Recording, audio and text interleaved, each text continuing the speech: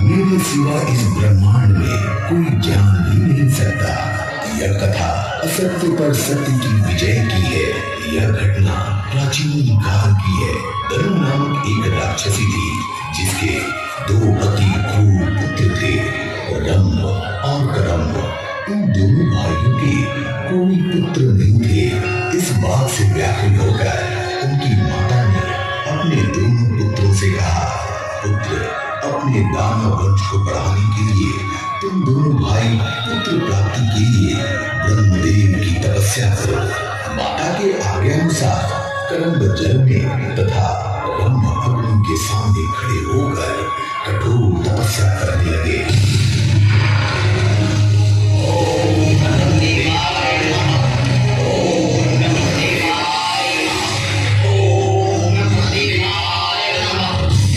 दोनों भाइयों की तपस्या से घबराकर सभी देवता राजा इंद्र के पास गए।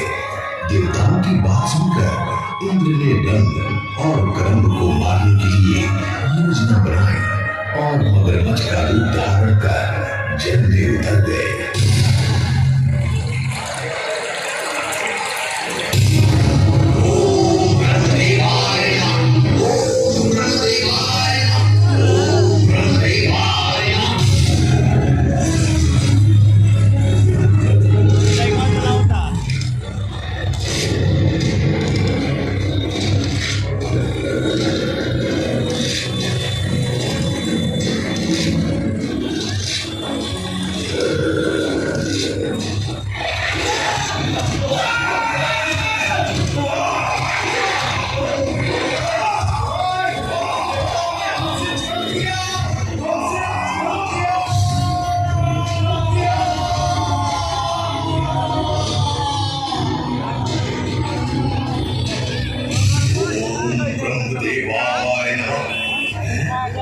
ये तो मेरे भाई की आवाज है।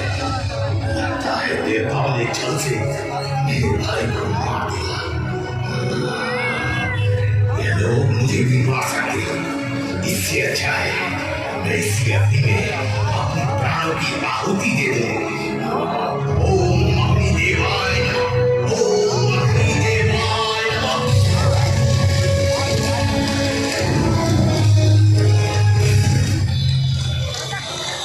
रुको रंभ, ये तुम क्या कर रहे हो? तुम तो संतान प्राप्ति के लिए ब्रह्मदेव की तपस्या कर रहे थे। हे देव, मेरे भाई को देवताओं ने छल से मार दिया। उसके बिना मेरा जीवन व्यर्थ है, इसलिए मैं अपना प्राण त्यागना चाहता हूँ।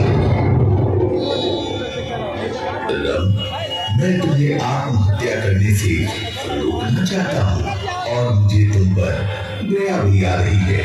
तुम मुझसे कोई वर मांग लो। हे देव, यदि आप मुझे कुछ देना नहीं चाहते हैं तो मुझे तीनों लोकों पर राज करने वाला अजय पुत्र प्राप्ति का आशीर्वाद दीजिए, जिसे मनुष्य, देवता और असुर कोई भी न मार सके। तथास्तु, तुम्हारी इच्छा पूर्ण हो। तुम्हारा मन सबसे पहले जिस पर आकर्षित हो जाएगा उसी के गर्भ से तुम्हारा पुत्र का जन्म होगा।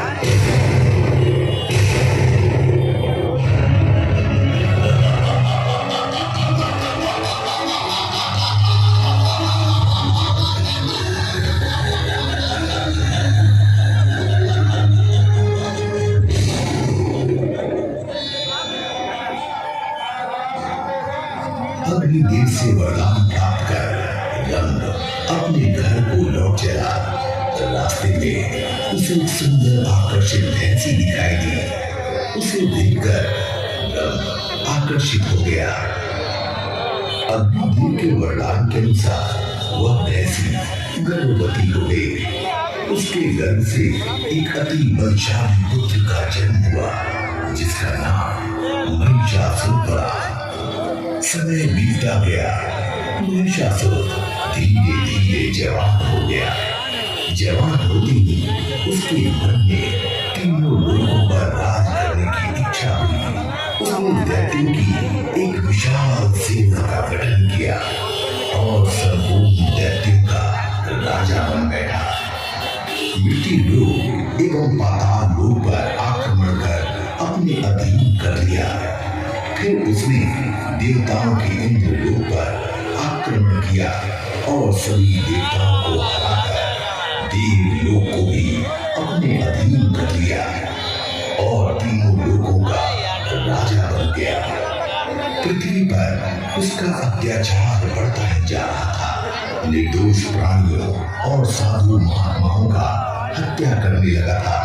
इसी क्रम में पृथ्वी पर एक बालिका मां भगवती दुर्गा की आराधना करने में लीन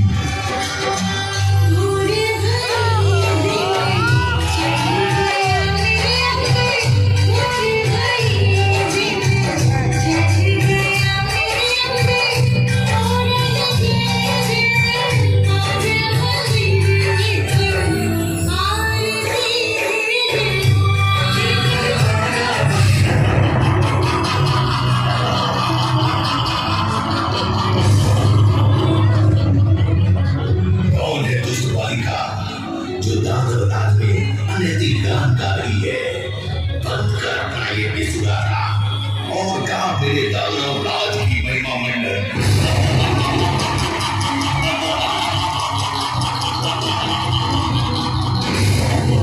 हे दानवराज, मैं तो जन्म से ही देवी गीत गाती आ रही हूँ और गाती रहूंगी।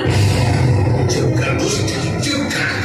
तेरा यह साहस तुम्हें मृत्यु के समक्ष खड़ा कर चुका है। अब तेरा मृत्यु निश्चित है।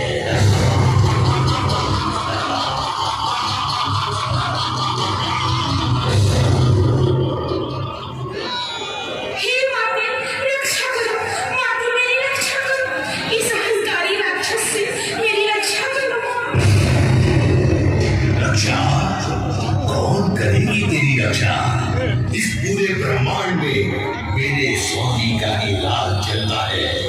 यहाँ कोई नहीं आ सकता तेरी रक्षा करने।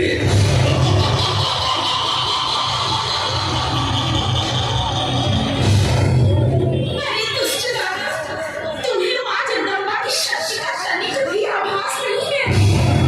मुझे किसी का भय नहीं है। इंद्र की सेना को पराजित करने वाला सेनापति बिलाल जिद्दी बालिका आज तेरा सर धड़ से भर कर दूंगा। रक्षा मांगे। ओम दुर्गा नमः, ओम दुर्गा नमः, ओम दुर्गा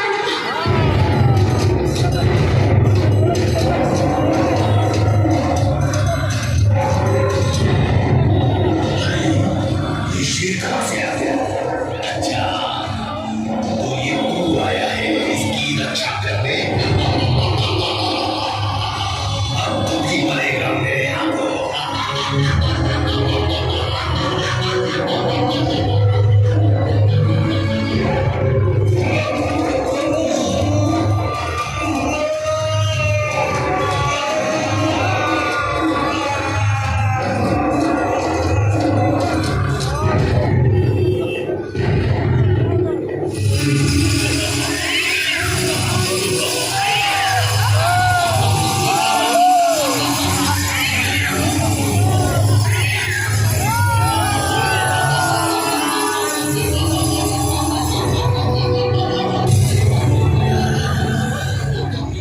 किसका साहस हुआ मेरे सेनापति बिलाल की हत्या करने का? इस पूरे ब्रह्मांड में मेरे अलावा दूसरा कौन शक्तिशाली है जिसने मुझसे शत्रुता मोल ली? आओ मेरे सामने आओ।